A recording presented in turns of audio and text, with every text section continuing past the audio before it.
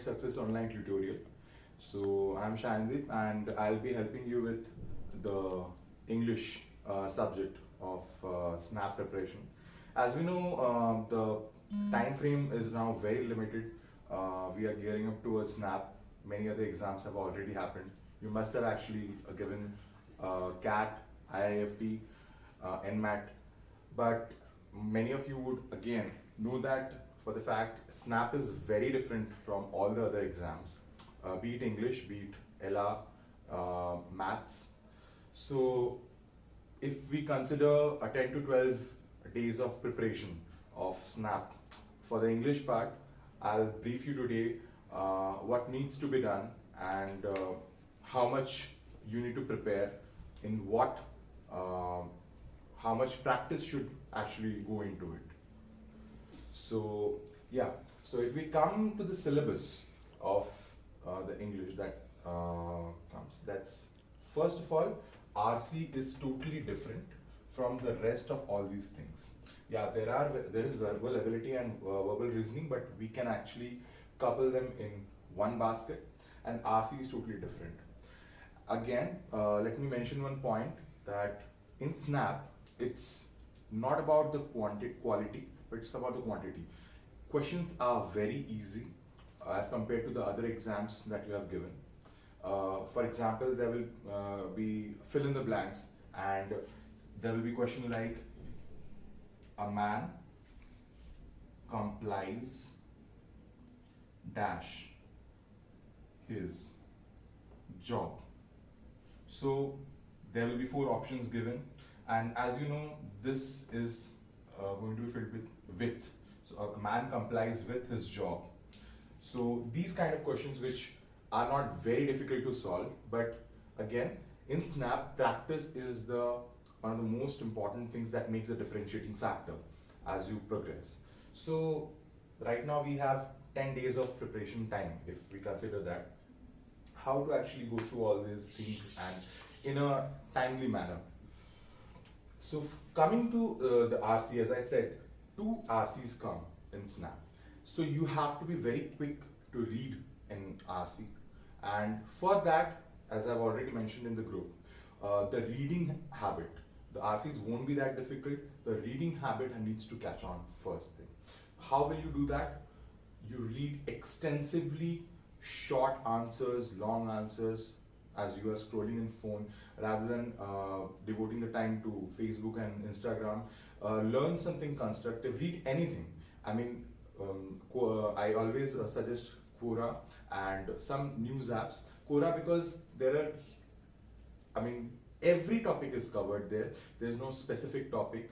You can go for sports, you can go for movies, you can go for philosophy, you can go for science and fiction, anything. So for every topic, you will get some knowledge. So suppose if you get a RC that is based on science and fiction, and you probably have read something related to that in Quora, that might actually help you. You might not even like that part or that topic, science and fiction, but since you have read some articles or some answers of that topic, that might actually help you go accustomed with it. Again, you can read the Outlook, you can read the editorial of Hindu, also the opinion part of the Guardian app. You do not have to have a physical paper, you can obviously use the mobile apps that are available. So, for these things, to actually make your grammar very correct, as well as to actually make you read fast, you have to extensively read. So, in these 10 days, why not read, say, 500 articles? If you make this aim, why not read 500 articles?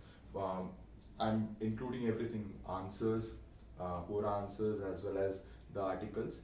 That means 50 articles each. So I think you will feel it's a daunting task, but if you read 5 to 6 articles in one slot, so if you have a before breakfast slot, then after breakfast you have another slot, then again you devote your time to quant and LR, and probably GK. That's also important. And then you again go to the English part. So if you have um 10 slots like that, so you can actually complete 50 articles. If not that, 300 will also do. My main aim is to make you accustomed with the English language.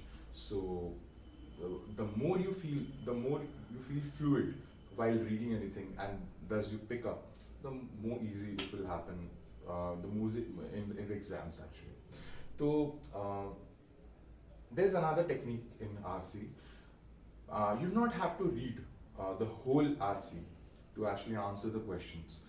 You read 3-4 lines of the top. You just glance through it. You can read 1 or 2 lines in between or in the last, and then just move into questions. And since you should not move into the question just without at all actually reading the RC, because then वो तो बहुत बुरा हो जाएगा, because you won't understand the RC in the first place, what is asked. So you will again have to search. So basically read just 30% of the RC, 20 to 30% of the RC, and then jump into the question. And it will be a to and fro thing. So you read the question, you understand the context, what is being asked, and then you go back again to the RC, and you just need to find the answer.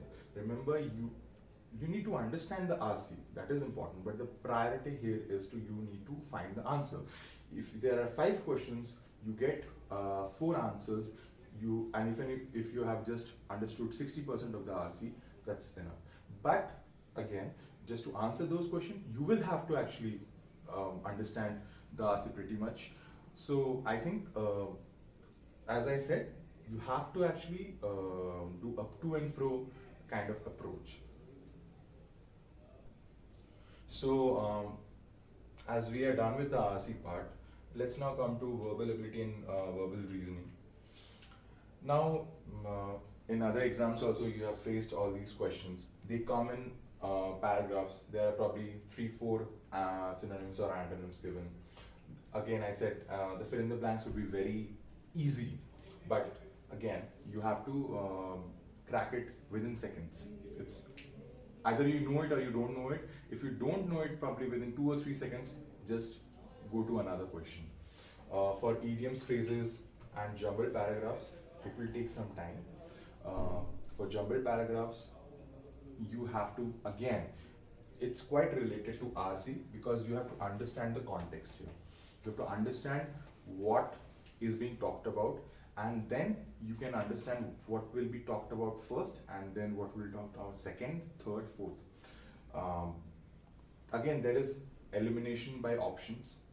Say if there is an option of A, B, D, C, and then there is A, C, D, B, and then there is A, B, C, D, and probably there is another. So you first go for this, because since these two are these two options have first 2 letters common, so that's why there are chances one of these are correct, and most of the time it happens. So you go for this directly. You just see whether it's matching, whether the sequence, this sequence or this sequence, is actually sufficing the context. For errors and for the fill in the blanks, as much practice as you do, that's going to be the deciding point. See, you have to condition your mind. In these exams are not very difficult, and especially for these parts, for grammar, for errors, it's like something that you've heard, a sentence that you've heard from somewhere, you've learned from somewhere, and you then come across a sentence where, something that you've heard like she were walking. So it sounds incorrect, right? You won't be actually going through the tenses, past tense, present tense, first person, third person. The more you practice, the more your mind will be conditioned. These sentences are correct, these seem correct, and these are not. Again, I'm saying in errors also, it will take hardly 2 or 3 seconds, or probably 5 seconds to actually understand whether it's correct or not. It doesn't take much time, and hence you have to react very quickly. and you go to the next question if you do not you are not able to actually answer the question properly, because there's no point of wasting time. You have many questions, and since snap has no sectional cutoff, it's a very important thing. Other than it's, as I said, it's very different from the other exams. It has no sectional cutoff. In English, if you can score high, you can actually manage your marks or percentile. Even if you actually are very a bit weak in the math section or other sections, you can actually these can be bonus points for you, and this can be college decider. As we know, in snap there are a lot many colleges, but a 1 or 2 marks can actually make a difference. 1 or 2 marks means 1 or 2 questions. Just probably 2 fill in the blanks question will make you go to a different college than what you are supposed to go. So that's it. I won't actually take much time.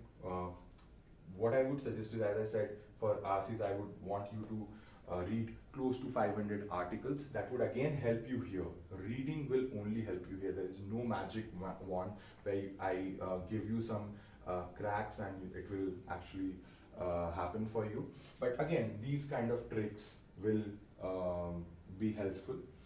Uh, First of all, you read, and for these things, you have to solve extensively. You do not have to give separate time for the English.